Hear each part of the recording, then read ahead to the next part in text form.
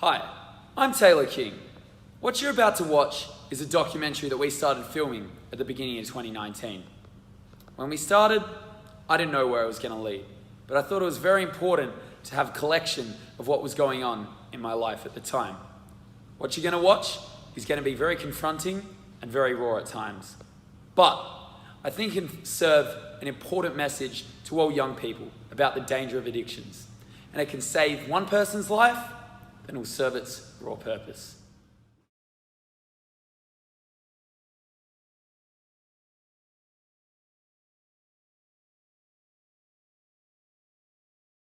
The Gamechangers. We are a select group of the best young professional wrestlers that this country has to offer. Having said that though, they contributed very heavily towards my downfall in early 2019. Taylor King is a very passionate sports fan, and he loves his Freo Dockers. The Dockers do my fucking head in. I love my Essendon Bombers. What was on the line we put a little betski on was the loser of the game, whether it be Essendon or Freo, would go and have to run laps over the St. Paul's Footy Club oval during the day at 2 o'clock. Usually I'm not one for a bet. I like spending my money in other ventures. In the nude. Nothing would have pleased me more than the great people of Victoria laughing at Nick Berry's little sexy unit. There's old DPT running those laps at 2 o'clock in the middle of the day.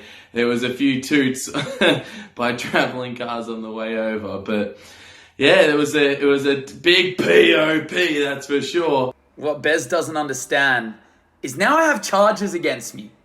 Now I can't go anywhere near a local sporting facility for the next 12 months. Taylor King was down in Melbourne for the weekend, and we went out to a nightclub. We were having a really good time. And out of nowhere, I couldn't find the child star anymore. Taylor King had vanished. I was with him all night, and all of a sudden I couldn't find him. You know, I don't usually smoke bomb when I'm out with the boys, but some cases, some scenarios kind of lead me to having to do so. But then I get a phone call out of nowhere. So now I know he's alive, so I'm glad he's alive, because I was a little worried.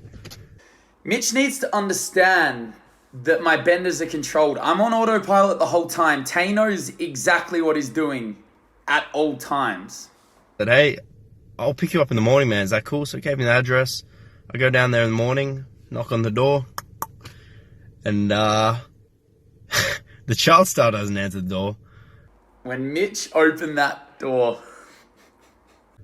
5 wild bidwanas answer the door.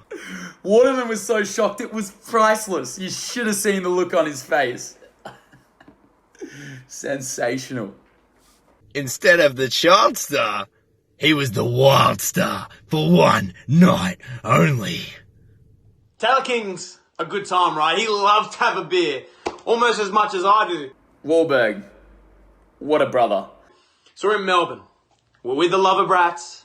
When the Gamechangers party, we go big. We don't know any limits. Security, police, authorities from our home feds, they can't do anything to stop us. And being Matty Wahlberg, I got us some pretty little blondes coming out with us. And one of the girls suggests we go to karaoke. And we're having a great time. The drinks are flowing. Tay-Tay's pouring down his throat like they're nothing. And he gets up for his turn and we're soaring, flying. High School Musical. We were loving it.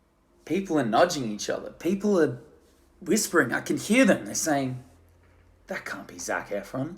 What would he be doing in Melbourne? But it looks like him. It sounds like him.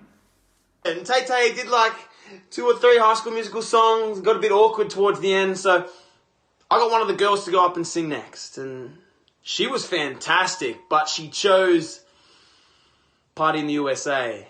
And while me and the Lover Brats were loving it, Taylor King got a bit upset. One thing that you do not disrespect is the GOAT, Miley Cyrus. He got up, he ripped the microphone out of her hand. But I think I kept my emotions in check. I think I handled that situation pretty well. Drinks were spilled. Really well. Big argument. It ends up with Taylor King vomiting on two of the girls, and by the end of the night, the Gamechangers are sitting in a karaoke bar in Melbourne with no girls and Taylor King singing Wrecking Ball by Miley Cyrus. But when you're mates with Taylor King, you got to expect these things. Oh, we'd been out and we'd had a bit too much to drink, and Taylor King got back to my house. I was housing him for the week. I'm always respectful when I stay at Loverboy's house. He's always been such an influential figure for me, and him looking after me every time I'm in Melbourne is just always a pleasure. Without even thinking about it, he just pissed on my floor. Technically speaking, it was the kitty litter. And I was like, Taylor, what are you doing? And I think I explained myself pretty well and pretty coherently. He couldn't even talk to me. Then Loverboy started spilling out the Uncle Paul propaganda. I asked Uncle Paul, what do I do? Because I saw right then and there that Taylor King needed help. And I asked him, what do I do? And Uncle Paul told me he had experiences with people like this. And he said, they can only help themselves. You can support them while they're at their best, but you support them while they're at their worst. But they've got a need to help themselves. And I am really hopeful that Taylor can help himself.